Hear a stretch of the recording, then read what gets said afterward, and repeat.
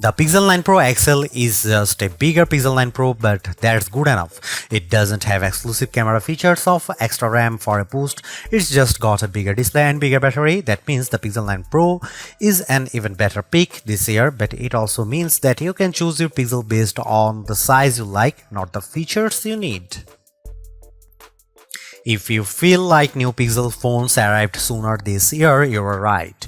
Google's August Pixel hardware event gave us not a duo but a quartet of new phones, starting at one end with the new baseline Pixel 9 and freshly topped with the Pixel 9 Pro Fold. Into larger phones, then the XL nomenclature should tip you off as to where you might want to spend your money. This is the direct successor to last year's 6.7-inch Pixel 8 Pro. It's the biggest Pixel yet, and it sports a new design that marks a relatively significant shift in the series aesthetic. The camera bar introduced with the Pixel 6 series is gone, and instead we have the camera peel. The fit and finish have unquestionably been elevated, with the phone's polished frame adopting a much flatter form that's decidedly iPhone-like in its execution. And Google says new construction methods or material choices make it twice as durable as its predecessor. In reality, the Pixel 9 Pro XL feels great, with the best build quality I have seen from Google to date. Not to mention, it looks superb thanks to an updated Super Actuate display that boosts higher peak brightness than anything Apple or Samsung has to offer. The move to an ultrasonic fingerprint sensor is welcome too, delivering on Google's promised speed improvement.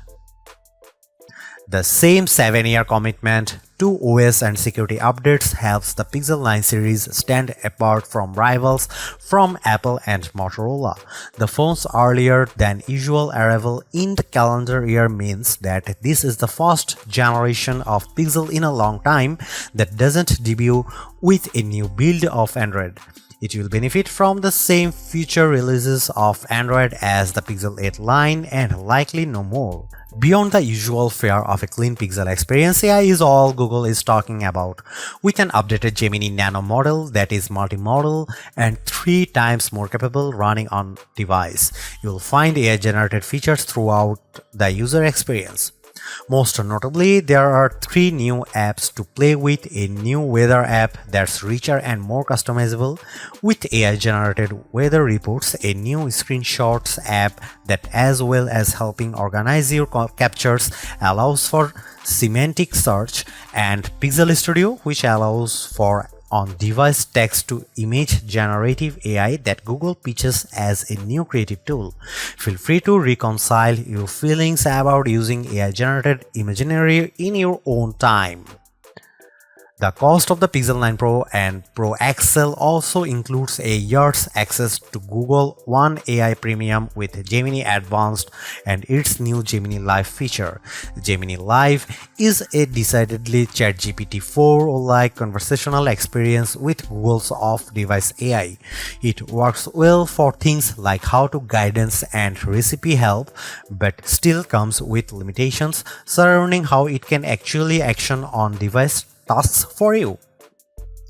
All the on-device AI experiences are powered by Google's new Tensor G4 SoC paired with new higher RAM ceiling of 16GB. Previous Pixels already felt fast in day-to-day use, but existing users will notice speed improvements for things like image processing and app load times, even if these gains are seemingly slight. Benchmarks only put the Tensor G4 about 10% ahead of G3 in terms of CPU performance, with more noticeable graphical gains and, of course, NPU gains for AI tasks. The other big aspect of any modern AI-enhanced Pixel phone is the camera experience. The hardware looks for the most part similar to the Pixel 8 Pro, albeit with a much higher resolution selfie snapper with a tweaked ultrawide on the back. However, Google claims to have reworked its HDR Plus pipeline end-to-end, meaning more true-to-life imagery. In daylight, I had few complaints, and the Pixel 9 Pro delivers great detail and accurate colors and with dynamic range. Night sight ensures low light shooting is almost always rescued from unusable to usable, even if it can still be a little heavy-handed in its post-processing. The expansion of that HDR Plus pipeline to panoramas means much better results, especially as night sight is now supported here too, although I do wonder whether this upgrade will simply manifest as a feature drop update for previous Pixel models in the near future. Another Pixel 9 Pro exclusive is Video Boost, which can now scale 4K footage up to 8K and proves particularly useful when zooming up on the phone's 20x limit. There's another side to the imaging experience on recent Pixel's Magic Editor. Beyond moving elements around in a shot of turning a blue sky to golden hour, the new Reimagine button lets you enter text to generate completely new elements in a shot. It's unquestionably fun and creative, but it also throws out any semblance of authenticity to shots you have captured yourself. Unlike the Samsung, there is no AI watermarking going on with edited images either. Although that Tensor G4 chipset doesn't mark a huge leap forward in raw horsepower, it certainly has helped with power efficiency, with the Pixel 9 Pro XL serving up almost 70% more screen on time compared to the Pixel 8 Pro. The jump from 30W to 37W wired fast charging speeds in a small but welcome bump too, although it looks like you'll have to grab Google's 45W charger for the absolute quickest recharge times based on my testing with similar chargers. Perhaps the biggest benefits with the Pixel 9 Pro line offers is that beyond the XL's larger screen and physically bigger battery, there is no compromise across both sizes. If you are happy with the premium, the Pixel 9 Pro XL is the most unapologetic, bombastic Pixel experience you can have right now outside of foldable land. Even if the jump from the Pixel 8 Pro isn't as significant as I would have liked, and it feels like this is more a means for Google to cultivate new Gemini Advanced subscribers, I can't help but appreciate the Pixel 9 Pro XL for being greater than the sum of its parts. It may only be just enough of an upgrade, but it is enough. While Google announced 4 phones at its August 2024 event, the standard Pixel 9 and Pixel 9 Pro XL are the two that hit the market first on August 2020. Meanwhile, the Pixel 9 Pro and 9 Pro Fold arrive on the scene September 4. In the UK, you can pick up the Pixel 9 Pro XL with double the storage at no extra charge on purchases made from September 5. US buyers can nab $200 in-store credit if ordering before August 28, and Australian buyers can pick up a limited edition poster with purchases made before August 25. The addition of the new smaller Pro model this year helps Google justify its decision to render the Pixel 9 Pro XL the most expensive candy bar Pixel to date. It starts at $1,099. It's practically like for like when compared to equivalent storage option of the iPhone 15 Pro Max, truly putting an end to the notion that the Pixels are the affordable flagship option. For the asking price, you also get a year's access to Google One AI Premium 2TB plan, which, as well as granting access to Gemini Advanced and Gemini Live, includes more general Google benefits like Fitbit Premium Access, Nest Air, 10% back on Google Store purchases, and unlimited Magic Editor saves in Google Photos. A pixel in iPhone font, that's the shorthand I keep coming back to the newer Pixel 9 series design language. The size and feel of the XL's new squared aluminum frame immediately reminds me of Apple's current iPhone 15 Plus and iPhone 15 Pro Max in the hand. Does that polished metal attract fingerprints? Absolutely, but not anywhere near as badly as expected. This new squared form, paired with the heaviest build of any candy bar Pixel yet, leads to a more premium look and feel overall. This is helped further by the Pixel 9 Pro XL's slimmer profile compared to the Pixel 8 Pro, and side by side with my wife's old Pixel 6 Pro, the jump in build quality is truly impressive. One update I'm not sure I love quite so much is the loss of the camera bar, which is replaced in this generation with a camera peel that protrudes out of the phone's rear panel at 90 degrees. It makes for a more bold and confident aesthetic, but it's not as quickly identifiable as the bar.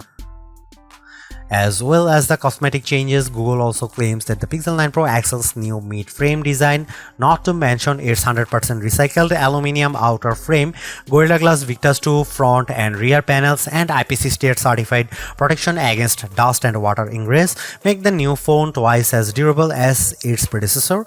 In my time with the Pixel 9 Pro XL, by trying to keep it out of harm's way as much as possible, the finish has remained unscathed, but whether it will age as gracefully as its titanium-clad competition from Apple and Samsung remains to be seen. Both sizes of Pixel 9 Pro come in 4 colorways, with Obsidian pictured most prominently in this review. The hazel finish most closely apes the iPhone 15 Pro's natural titanium look, and the Galaxy S24 Ultra's titanium grey, while porcelain and rose quartz offer decidedly more vivacious options.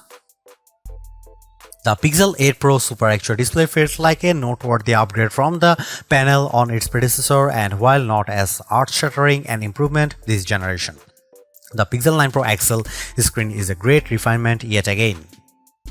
Although it sports the same resolution as the Pixel 8 Pro's panel, both high brightness and peak brightness levels have been cranked up to 2000 and 3000 nits respectively, meeting or beating key rivals in a spec-for-spec comparison. Add to that the panel's flat design, its thin, equally proportioned bezel on all sides, and its excellent viewing angles, and the Pixel 9 Pro's XL's Super XR display is a thing to behold. As before, the use of an LTPO OLED panel facilitates a dynamic refresh rate from 1 to 120Hz, making it ideal for always-on display functionality thanks to the implied power-saving benefits, while also still serving up a snappy user experience when swiping around the UI.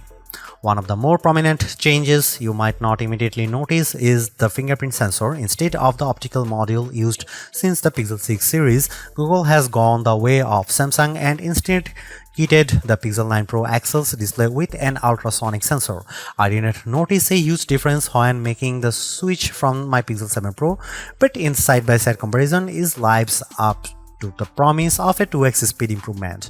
Perhaps more useful is the greater reliability, especially with damp fingers or when used in the rain.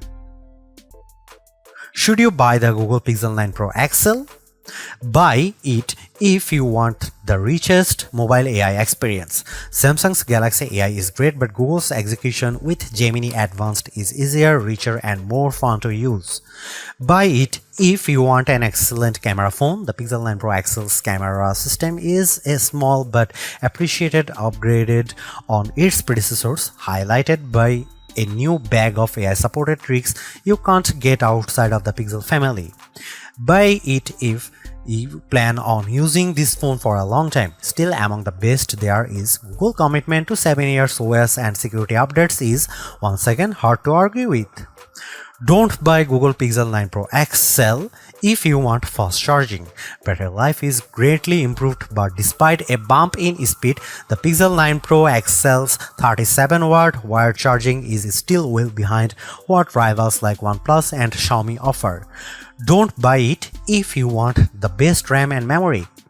While Samsung forges ahead, Google seems reluctant to move to the latest, fastest, and most power-efficient RAM and storage in its phones, which stings when they cost about the same.